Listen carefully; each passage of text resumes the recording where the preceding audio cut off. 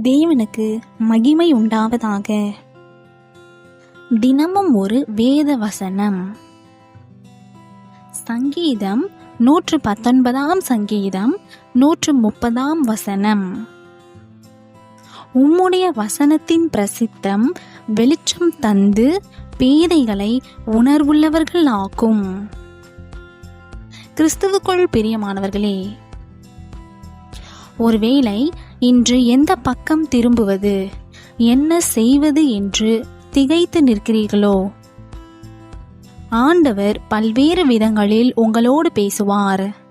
வேத வசனங்களை வாசியுங்கள், அதன் மூலம் பேசுவார். முழங்கார் படியிட்டு ஜெபியுங்கள், நேரடியாக உங்களோடு பேசுவார்.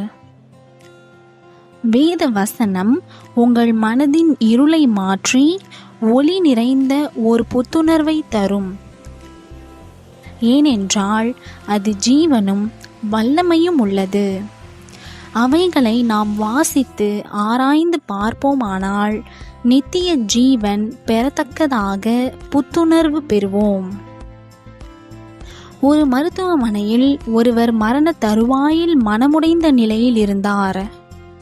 அவரோடு இருந்த எல்லோரும் வெளியே சென்றுவிட்ட சமயத்தில் தனியே இருந்த அவர் மிகுந்த கலக்கமடைந்தார். நம்பிக்கையற்ற நிலையில் வேத புத்தகத்தை திறந்தார்.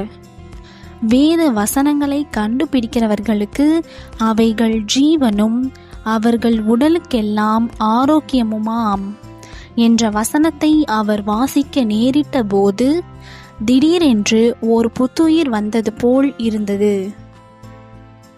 தொடர்ந்து வாசிக்க ஆரம்பித்தார். வாசிக்க வாசிக்க உண்மையாகவே சரீரத்திலே ஒரு வல்லமை இறங்கியதை உணர்ந்தார். நாளடைவில் எவ்வளவோ முன்னேறி வருவதை அவராலேயே உணர முடிந்தது. மருத்துவர்கள் ஆச்சரியமடைந்தனர். என்ன மருந்து சாப்பிட்டீர்கள், இப்படி மாறுதல் ஏற்பட்டிருக்கிறதே என்றார்கள். வேத புத்தகத்தை அவர்களுக்கு முன்னதாக காண்பித்து, இந்த மருந்தையே நான் தினமும் உட்கொண்டேன் என்று மகிழ்ச்சியுடன் கூறினார்.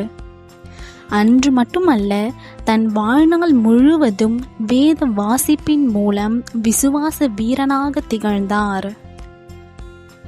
உம்முடைய வார்த்தைகள் கிடைத்தவுடனே அவைகளை உட்கொண்டனர். உம்முடைய வார்த்தைகள் எனக்கு சந்தோஷமும் என் இருதயத்துக்கு மகிழ்ச்சியுமாயிருந்தது. எனக்கு அருமையான தேவனுடைய பிள்ளைகளே, எப்பொழுதெல்லாம் உங்களுக்கு நேரம் கிடைக்கிறதோ அப்பொழுதெல்லாம் வேதத்தை எடுத்து தியானித்து கர்த்தருடைய ஆசீர்வாதங்களை பெற்றுக்கொள்ளுங்கள். எனக்கு அன்பான சகோதர சகோதரிகளே, இன்று நீங்களும் சரீர சுகவீனத்தை குறித்தோ வாழ்வின் பிரச்சனைகளை குறித்தோ இருளில் இருக்கிறது போல் உணர்கிறீர்களா?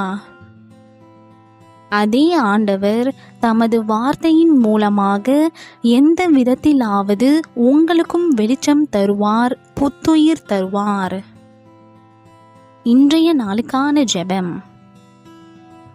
அன்பு தகப்பனே, உம்முடைய வார்த்தைகளை வாசிப்பதில் கேட்பதில் கவனமாயிருந்து இன்றும் என்றும் என் வாழ்வு வெளிச்சம் தரும் வாழ்வாக, புத்துயிர் பெற்ற வாழ்வாக விளங்க இன்று எனக்கு உம்முடைய தெய்வீக அருள் தாரும், ஆசீர்வதியும்.